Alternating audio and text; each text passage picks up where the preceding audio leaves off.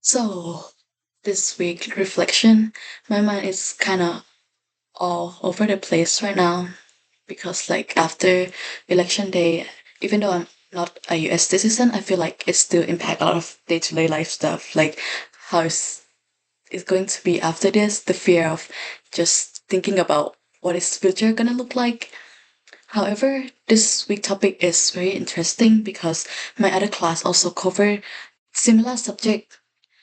So my gender and sustainability class, we talk about how colonialism brought in idea of capitalism and left a huge issue with culture and the decreasing number of native plants. And for music, my other class, for my music class, we just look into what kind of music is considered as traditional and what make it become like a nationalism music in East Asian and West African region.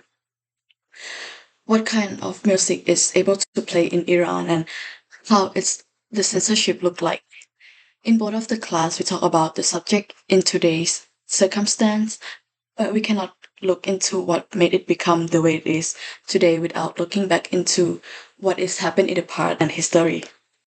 Well, at this period of time in Thailand, I don't exactly know what to say about it because our relationship with the US is not bad and we might be a good friend with each other compared to what the US has done with other countries. Okay, so after British influence in the colonies was declining due to Japanese invasion, when the war ended, the United States did not want to be seen as joining a war to preserve the colonial system of any nation. The United States want to establish a new world order, and one of United States policy was to maintain Thailand independence as a model for its own policy toward the region. The United States firmly defend Thailand, the only country in the region that had never been colonized by the West, stating that Thailand at the time of the war was not willing to join access and did not accept that Thailand had declared war on US according to the Free Thai movement. However, after we changed the government system, just only in 1950s, government was overthrown 3 times, all three of which were claimed to have been supported by United States. In 1951 and 1957, the reason given were similar. The threat of communists increased corruption and the government's inability to handle it. In 1958, the government gave the self-proclaimed revolutionary full power and declared indefinite martial law throughout the kingdom.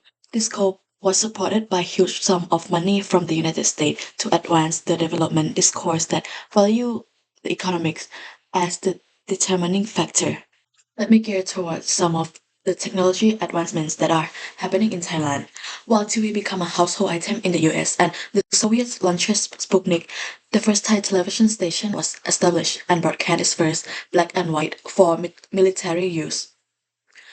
For the Thai keyboard, surprisingly, it was not long after the United States invented the English typewriter.